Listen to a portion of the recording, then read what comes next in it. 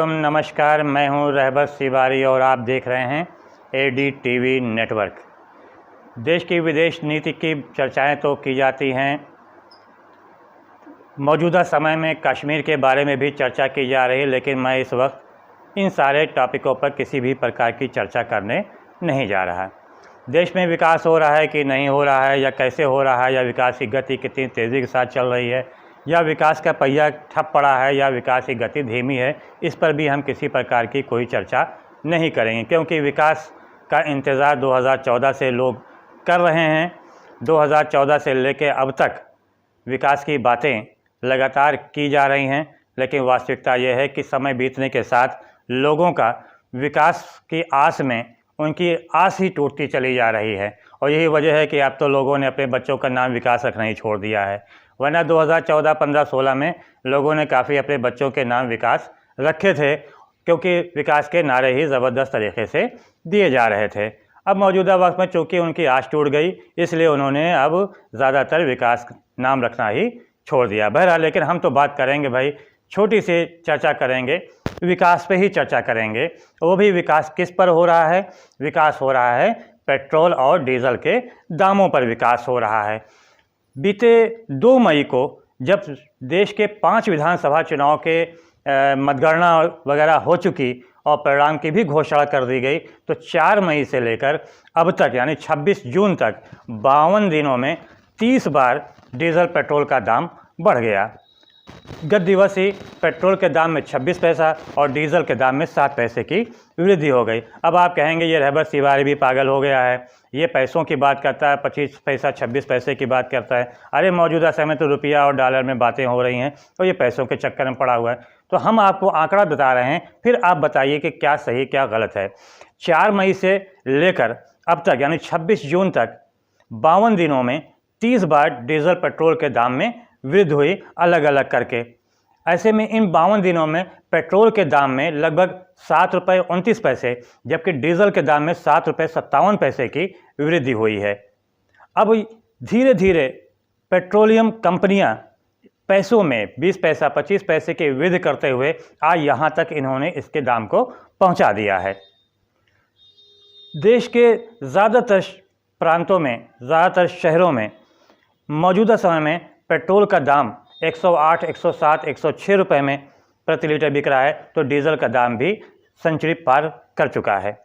ऐसे में अगर आने वाले वक्त में मान लीजिए हम मान लीजिए की बात कर रहे हैं, आने वाले वक्त में अगर 10 पैसा, 20 पैसा, 15 पैसे की कमी भी अगर आ जाती है, तो ये गोदी मीडिया ज़ोर शोर से चिल्लाएगा कि कितने 25 पैसा 30 पैसे की डीजल पेट्रोल के दाम में कमी हो गई, और इतना बढ़ा चढ़ा कर बताया जाएगा जैसे लगेगा कि हाँ, देश में पूरी तरह से सस्ता डीजल पेट्रोल हो गया है।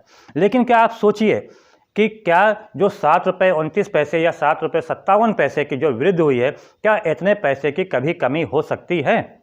हमको लगता है कि शायद आने वाले कभी भी किसी भी समय में इस प्रकार की कोई कमी नहीं होगी। दूसरी चीज़ तरफ ध्यान दीजिए, जब देश के 5 विधानसभा चुनाव हो रहे थे, 5 राज्यों में विधानसभा चुनाव हो रहे थे, उस दौरान 64 दिनों में एक बार भी पेट्रोल डीजल के दाम में वृद्धि नहीं हुई। तो क्या इस दौरान बाजार सो गया था?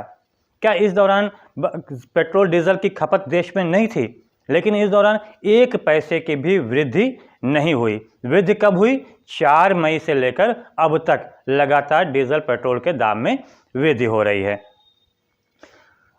वर्ष 2014 में जिस समय पेट्रोल का दाम अंतर्राष्ट्रीय स्तर पर 108 डॉलर प्रति बैरल था, उस ज़माने में अपने देश में पेट्रोल का दाम लगभग 70 रुपये थे, 60 से 70 रुपये के बीच में थे।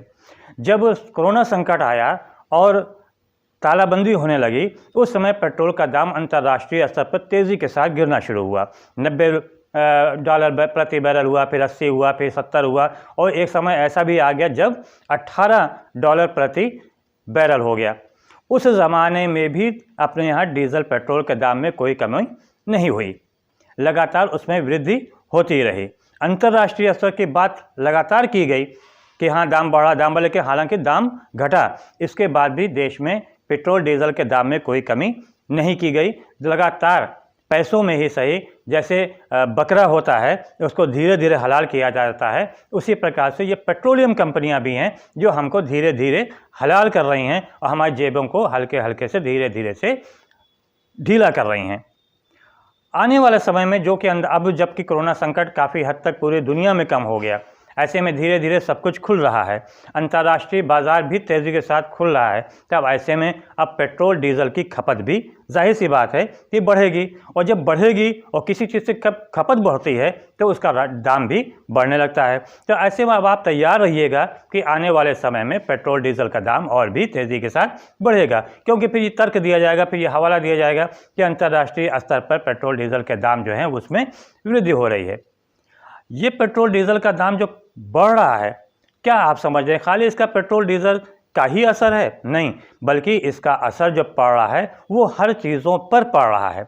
जो आम नागरिकों की जो आम दिनों में जो ज़रूरतें हैं, उन ज़रूरतों में भी तेज़ी के साथ वृद्धि हो रही। क्यों? क्योंकि सारा सामान ट्रांसपोर्ट पर निर्भर करता है, ट्रक से या अन्य संसाधनों से सामान जो है बाज़ारों तक पहुंचते हैं। जब ये संसाधनों पहुंचेंगे, इन संसाधनों के द्वारा पहुंचेंगे, तो जाहिर सी बात है कि ट्रांसपोर्ट का पैसा भी लिया जाएगा, और ये जो ट्रक है या और भी जो संसाधन है वो तो पानी से चलते नहीं हैं, बल्कि वो चलेंगे डीजल पेट्रोल से। तो जब डीजल पेट्रोल का दाम बढ़ेगा तो जाहिर सी बात है इन सारे सामग्रियों के दाम में भी तेज़ी के साथ वृद्धि होगी, और जब तेज़ी के साथ वृद्धि होगी वो मौजूदा समय में हो रही है। जो खाने का तेल है वो भी डबल सेंचुरी पार कर चुका है, ये भी आप जानते होंगे। सब्जियों के दाम में, दाल के दाम में तेज़ी के साथ वृद्धि हो रही है। आम लोगों की पहुंच से दालें दूर होती चली जा रही हैं, सब्जियां उनकी थाली से दूर होती चली जा रही हैं, तेल तो ऐसा गायब हो रहा है कि बस खाली दिखाया जा रहा है। तो सारा प्रभाव इस बढ़ती महंगाई का सारा प्रभाव किस पर पड़ रहा है? आम नागरिकों के पर पड़ रहा है। देश की 97% जो नागरिक हैं वो कह रहे हैं कि हमारी आमदनी में इस कोरोना संकट काल में तेज़ी से कमी हुई है। तमाम ऐसे हैं जो सुरक्षा का आखिरी कवच जो कहलाता है उनके आर्थिक रूप से, वो कहलाता है पीएफ यानी प्रोविडेंट फंड, भविष्य निधि। उस पे से भी उन्होंने पैसा निकालकर खर्च करना शुरू कर दिया। ये उनका आखिरी सुरक्षा कवच होता है। अब आप बताइए कि अगर लगातार उसमें से वो जमा पूंजी को निकालकर खर्च करते रहेंगे तो आने वाले समय पर उनकी ज़िंदगी पर इसका कितना प्रतिकूल प्रभाव पड़ेगा।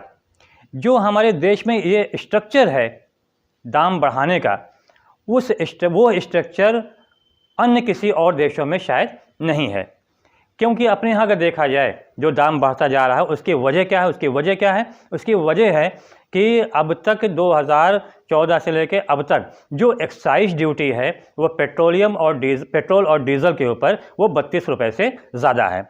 इसके अलावा राज्य सरकारें वैट लगाती हैं। ऐसे कुल मिलाकर पेट्रोल और डीजल पर 60% का टैक्स लग जाता है। अब अगर 60% टैक्स लग गया तो जाहिर सी बात है पेट्रोल और डीजल के दाम में तेज़ी के साथ वृद्धि तो होगी ही।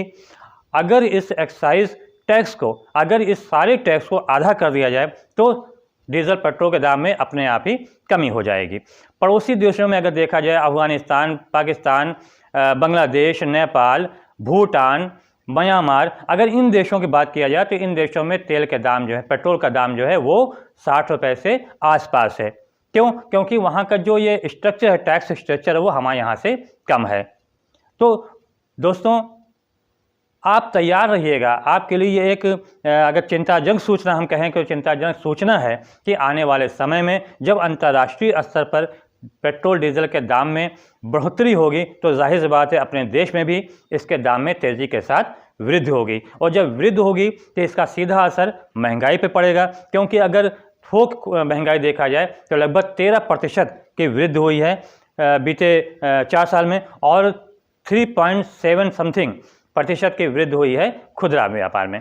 तो आने वाले समय में इसमें और वृद्धि होगी। जब इसमें और वृद्धि होगी तो इसका सीधा प्रभाव आम जिंदगी के ऊपर पड़ना तय है। ऐसे में जो आर्थिक तंगी है मौजूदा समय में, वो आर्थिक तंगी से और भी समस्याएं खड़ी हो जाएंगी। तो दोस्तों आप तैयार रहिएगा। जो फंड है आपके पास उसको ज़रा संभाल के खर्च कीजिएगा, क्योंकि आने वाले समय में महंगाई और बढ़ने वाली है। दोस्तों अगर आपको हमारा ये वीडियो पसंद आया हो तो हमारे इस चैनल को सब्सक्राइब ज़रूर से ज़रूर कीजिएगा, दूसरों के पास भी शेयर कीजिएगा और उनसे सब्सक्राइब का अनुरोध कीजिएगा, लाइक कीजिएगा, शेयर कीजिएगा और कमेंट कीजिएगा। तब तक के लिए धन्यवाद। जय हिंद, जय भारत।